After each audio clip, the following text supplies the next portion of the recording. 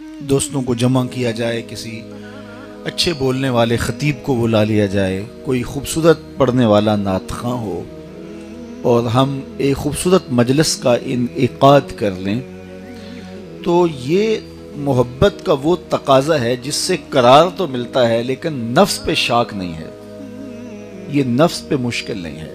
عمومی طور پہ محبت کا امتحان اس وقت آتا ہے جب ہم وہ امور بجا لانے لگیں جو نفس پہ شاک ہوتے ہیں، تو پھر ہم اس دوراہے پہ کھڑے ہوتے ہیں کہ اب ہمارا روئے سخن کدھر ہوتا ہے۔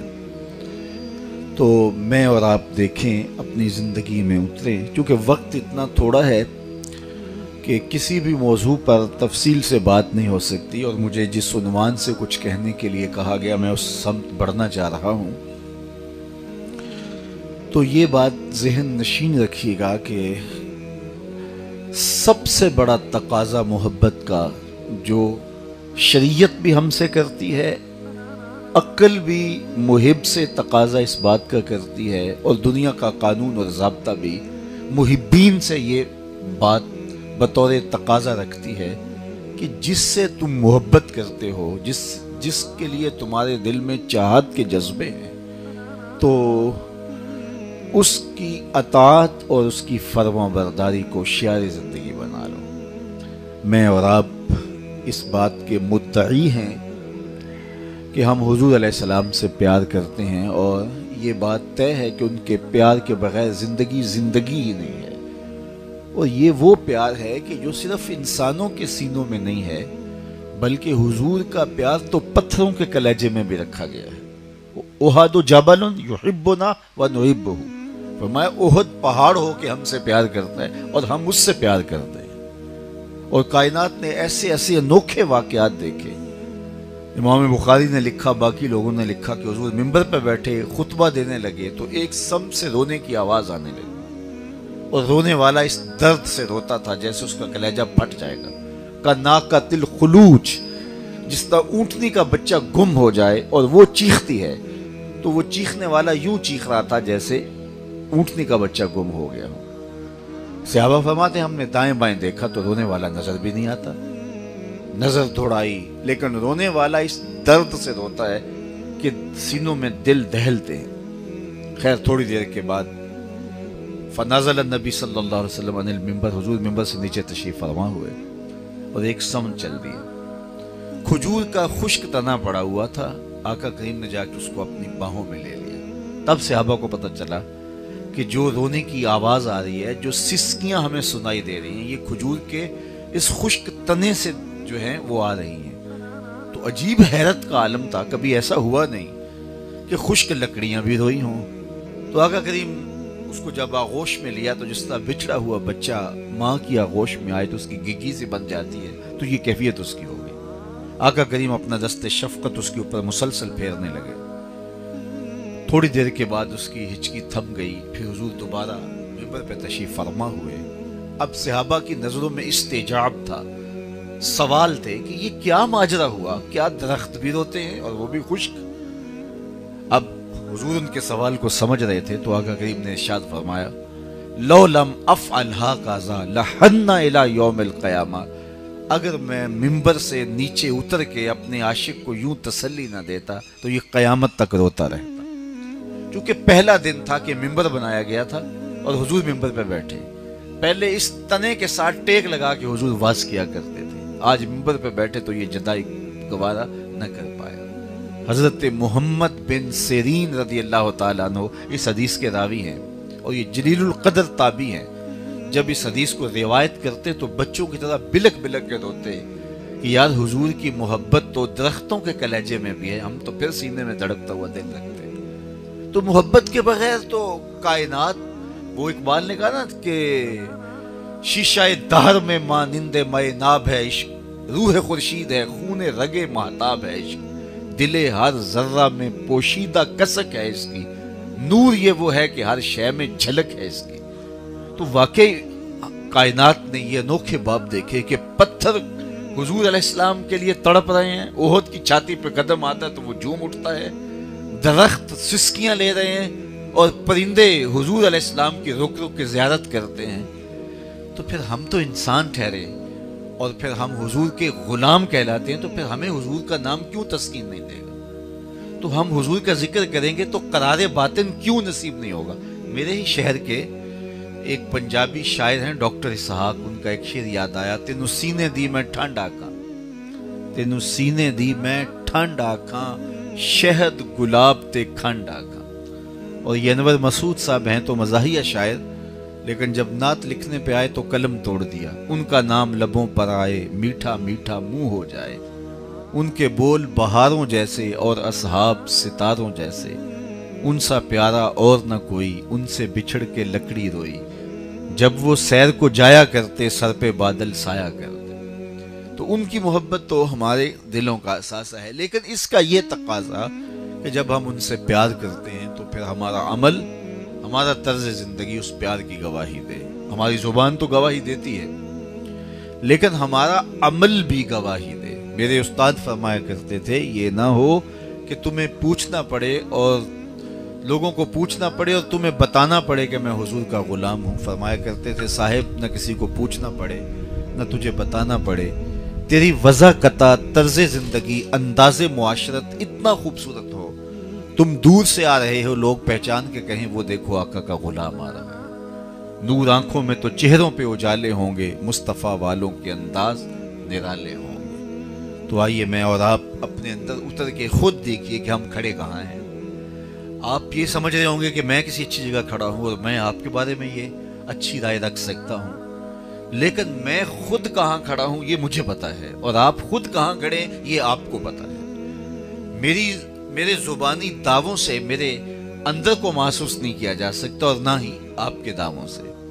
تو حضور کے ساتھ ہمارا جو محبت کا ربط و رشتہ ہے، کیا ہمارا عمل اس کی دلیل فراہم کرتا ہے یا کہ نہیں؟ صحابہ کی زندگیاں دیکھیے، انہوں نے آقا کریم کی چاہت میں اپنی خواہشوں کو قربان کر دیا، یہاں تک کہ وہ چیزیں جن کا تعلق انسان کی طبع سے ہوتا ہے اور شریعت اس پہ تقاضا بھی نہیں کرتی، صحابہ نے ان کو بھی ڈھال دیا۔ دیکھیے، دو سکے بھائی ہوتے ہیں اور فرما بردار ہوتے ہیں ماں باپ کے، اور ایک آغوش میں پلے ہوتے ہیں، ایک گھر میں پرورش پائی ہوتی ہے، پروان چڑھے ہوتے ہیں، لیکن ان کی پسند ناپسند الگ الگ ہوتی۔ کھانے میں ایک بھائی ایک چیز پسند کرتا ہے، دوسرا وہ چیز پسند نہیں کرتا۔ ماں کو مسئلہ ہوتا ہے، یہ چیز اگر تیار کی تو دوسرا بھائی لیتا نہیں ہے، اس کے لیے الگ سے کچھ تیار کرنا ہوتی ہے۔ اب مزاج میں تفاوت ہونا یہ ایک الگ امر ہے۔ دونوں بھائیوں کی محبت ایسی ہے کہ ملے بغیر رہ نہیں سکتے، لیکن مزاج متفاوت ہے۔ تو لازمی نہیں ہے کہ کسی کی چاہت میں آپ کا مزاج بھی ڈھل جائے، یہ تو انسان کی اپنی طبع ہے۔ لیکن صحابہ کی زندگیاں دیکھیے، انہوں نے اپنی طبع کو بھی حضور کی طبیعت کے سانچے میں ڈال دیا۔ حضرت انس بن مالک کو کسی نے دیکھا رضی اللہ تعالیٰ عنہ کو کہ وہ شوربے سے کدو کے ٹکڑے نکال کے کھا رہے ہیں، تو کہا کہ یہ کیا کر رہے ہو؟ کہا مجھے نہیں پتا، میں نے ایک دن حضور کو یوں کھاتے ہوئے دیکھا تھا۔ تو اپنی طبع کو بھی حضور کی محبت کے سانچے میں ڈال دیا۔ اور جو امور تشریعیہ ہیں تو وہاں تو پھر ان کی غیرت دیکھنے والی ہوتی ہے۔ اللہ اکبر۔ ایک بحرین سے غالباً صحابی آئے تو انہوں نے سونے کی انگوٹھی پہنی ہوئی تھی۔ حضور سے انہوں نے سلام کیا تو آقا کریم نے جواب نہیں دیا، تو وہ سمجھ نہیں پائے کہ میرے سے ناراضگی کا سبب کیا ہے۔ تو خیر حضور نے رخ پھیرا تو ادھر جا کے سلام کیا، تو حضور نے پھر رخ پھیر دیا، سمجھ گئے کہ کوئی سخت ناراضگی۔ تو صحابہ کے پاس گئے، کہا کہ میں تو سمجھ نہیں رہا کہ حضور میرے سے ناراض کیوں ہے، تم مجھے بتا سکتے ہو کہ ناراضگی کا سبب کیا ہے؟ انہوں نے کہا کہ سونا اور چاندی حضور نے مردوں کے لیے منع کر دیا، ان الذھب والفضة حرام لذکور امتی، اور یہ گناہ بے لذت ہے، اور اس کو حضور نے جہنم کی آگ کا انگارہ قرار دیا۔ تمہارے ہاتھ میں سونے کی انگوٹھی ہے، شاید حضور کی ناراضگی کا سبب یہ ہو۔ خیر وہ آگے بڑھے اور اتار کے حضور کو پیش کرتے ہوئے کہا، آپ کی ناراضگی کا سبب کہیں یہ تو نہیں؟ حضور نے پکڑا اور یوں پھینک دی۔ ناراضگی ختم ہو گئی، بیٹھ کے مجلس چلتی رہی، اختتام کو پہنچی، لوگ گھروں کو لوٹنے لگے تو وہ بھی پلٹے۔ تو کسی نے کہا وہ انگوٹھی تو اٹھا لو، تم تو نہیں پہن سکتے شرعاً، لیکن تمہاری بیوی تو پہن سکتی ہے، قیمتی اثاثہ ہے۔ تو صحابی نے جو جواب دیا وہ سنیے. اس نے کہا واللہ لا آخذو وقد طرحہ رسول اللہ صلی اللہ علیہ وسلم, اللہ کی قسم میں اس کو کبھی بھی نہیں اٹھاؤں گا جس کو میرے حضور نے پھینک دیا. تو یہ تھی ان کی زندگی. مدینے کی گلی سے گزرتے ہیں تو ایک ایسی عمارت بن رہی ہے جس طرز کی عمارتیں حضور پسند نہیں کرتے تھے. پوچھا کس کا گھر ہے؟ کہا فلاں انصاری کا. گزر گئے, کچھ کہا نہیں میرے حضور. کسی نے اس انصاری کو جا بتایا کہ حضور گزرے تھے, تیرا مکان دیکھا تھا, شاید پسند نہیں آیا. حضور کے چہرے پہ کوئی پسندیدگی کے آثار نہیں تھے. 4-5 دن کے بعد حضور گزرے, دیکھا ملبے کا ڈھیر پڑا ہوا ہے. رکے, فرمایا بلاؤ. اسے بلایا گیا. کہا میں گزرا تھا, تیرا گھر دیکھا تھا, آج ملبے کا ڈھیر ہے, کیا ہوا؟ عرض کی حضور میں نے گرا دیا. فرمایا کیوں؟ عرض کی سنا تھا آپ کو پسند نہیں. میں اور آپ سر سے لے کر پاؤں تک دیکھیں ہمارا کیا کیا حضور کو پسند نہیں. اقبال نے کہا تھا کہ ملا سے نہ پوچھ, اپنے دل سے پوچھ. یہ ہمارا اندر فتویٰ دیتا ہے. اندر ایک مفتی بیٹھا ہے, وابسہ بن معبد جب آئے نا حضور کے پاس تو وہ پیچھے بیٹھ کے تو فرمایا ادنو یا وابسہ, وابسہ نیڑے آ جاؤ. تو وہ قریب آئے تو کہا اور نیڑے آ جاؤ. پھر کہا اور قریب آ جاؤ. وابسہ کہتے ہیں میں اتنا قریب ہوا کہ میرے گھٹنے حضور کے گھٹنوں سے چھونے لگے. تو جب میں اتنا قریب ہو گیا تو مجھے پوچھا کوئی سوال پوچھنے آئے ہو؟ میں نے کہا جی حضور سوال پوچھنے آئے ہو. آپ پوچھنے آئے ہو جو وہ پوچھو گے یا بتاؤں کیا پوچھنے آئے ہو؟ کہا اگر آپ بتا دو پھر تو حد ہو جائے. کہا کہ تم خیر اور شر کے بارے پوچھنے ہو, اچھائی کیا ہوتی ہے, برائی کیا ہوتی ہے؟ جی یہی سوال ہے میرا. تو کہا اس کا جواب مجھ سے لینا یا اپنے آپ سے لینا؟ کہا جواب آتا ہوتا تو سوال ہی کیوں بنتا. تو یہ 3 انگلیاں میرے حضور نے جوڑی. فضرب علی صدرہ فقال استفت من قلب, استفت من قلبک, یا ایک روایت میں استفت قلبہ کا, استفت نفس کا. تو یہ 3 انگلیاں جوڑ کے ایسے سینے پہ مار کے کہا یہ مفتی بیٹھے اسے پوچھ لے, یہ بتا دے گا اچھائی کیا ہے, یہ بتا دے گا برائی کیا ہے. تو ہم اندر سے فتویٰ لیں. میں اور آپ حضور سے محبت کرتے ہیں, کیا محبت جن چیزوں کی متقاضی ہے, کیا ہم ان راہوں کے مسافر ہیں, یا ہماری محبت صرف ہماری زبان تک محدود ہے؟ اقبال نے کہا تھا چوں بنا میں مصطفیٰ خانم درود, از خجالت آب می گردد وجود, عشق می گوید کہ محکوم غیر, سینائے تو از بتاں مانند دیر, تا نداری از محمد رنگ و بو, از زبان خود میالہ نام او. اگر ان سے محبت کی ہے تو پھر عمل سے اس کی گواہی دینا ہوگی. میرے حضرت نے کہا تھا یاری لا توں پاک نبی سنگ, اے پر پوری یاری, پھر درود قبول ہے تیرا لکھ نہ لوں ایک واری. تو آئیے میں اور آپ حضور علیہ الصلوۃ والسلام کے نام سے اپنے قلوب کی تسکین کا سامان بھی کریں, ان کے نام کی محافل میلاد کا انعقاد بھی کریں, ان کے ذکر سے قرار جاں اور تسکین قلب بھی حاصل کریں, اور ان کے تذکروں کی مہک سے مشام ہستی بھی معطر کریں, روحوں کو قرار بھی دیں, اور ان کا ذکر تسکین بھی دے, ٹھنڈک بھی پہنچائے. لیکن سب سے بڑھ کر ان کا لایا ہوا پیغام حق اپنی روحوں میں اس طرح جذب کریں کہ ہم چلتے پھرتے ان کے اداؤں کے اسیر دکھائی دیں اور ان کی چوکھٹ کے فقیر دکھائی دیں. ہمارا طرز زندگی, ہمارا انداز معاشرت, ہمارا اٹھنا بیٹھنا, ہماری زندگی کا ایک ایک لمحہ اور گوشہ ان کی محبت کے سانچے میں ڈھلا ہوا اور ان کے پیار کی خوشبو میں گوندا ہوا دکھائی دے. اللہ تعالیٰ جل شانہ ہم سب کو توفیق عطا فرمائے. یہ بابرکت دن ہے جس کی آخری گھڑیاں ہیں اور سورج غروب ہونے کو ہے. وہ بابرکت گھڑیاں ماہ رجب المرجب کی آج 27 تاریخ ہے, اور یہ وہی گھڑیاں ہیں جن کے جھرمٹ کے اندر ابدی سعادتوں نے وہ نور پھیلایا کہ میرے اور آپ کے آقا و مولا ان بلندیوں تک پہنچے جہاں کسی کا تصور اور تخیل بھی نہیں پہنچ سکتا. کوئی فلک تے رہ جار گیا, کوئی جا سدرا تے ہار گیا, ایک کالیاں زلفاں والا سی جڑا عرش تو بھی لنگ پار گیا. تو آج ہم اس حسن کی خیرات مانگتے ہیں, اس عروج اور بانکپن کا صدقہ مانگتے ہیں. اللہ اس فیملی کو, اس خاندان کو اپنی خاص پناہ میں, امان میں, حفاظتوں کے حصار میں رکھے. آپ جتنے لوگ تشریف لائے ہیں اللہ آپ سب کے گھروں میں برکتوں کا نزول فرمائے, اور واپس پہنچنے سے پہلے یہ برکتیں اللہ آپ کے گھروں میں بھیج دے, اور اللہ میرے وطن کی خیر کرے، میرے ملک کو امن کے اجالے عطا کرے، ہمیں معیشت کا جمال دے، معاشرت کا نور عطا کرے، اس وطن کی نظریاتی اور جغرافیائی سرحدوں کی اللہ حفاظت کرے، جو حفاظت پہ معمور لوگ ہیں اللہ ان کی مدد اور نصرت فرمائے اور ان کی خیر کرے۔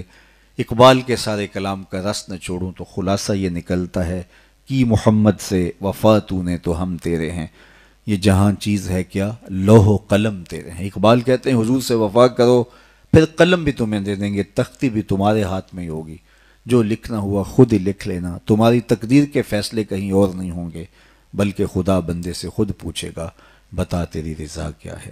لیکن یہ شرط یہ ہے اگر حضور سے وفاؤں کا رشتہ مستحکم ہو جائے۔ بار دیگر میں دعا گو ہوں اپنی اس بچی بیٹی کے لیے جس کے عقیقے کی یہ تقریب منعقد ہوئی، اس پوری فیملی کے لیے، پورے خاندان قبیلے کے لیے اور آپ سب دوستوں کے لیے۔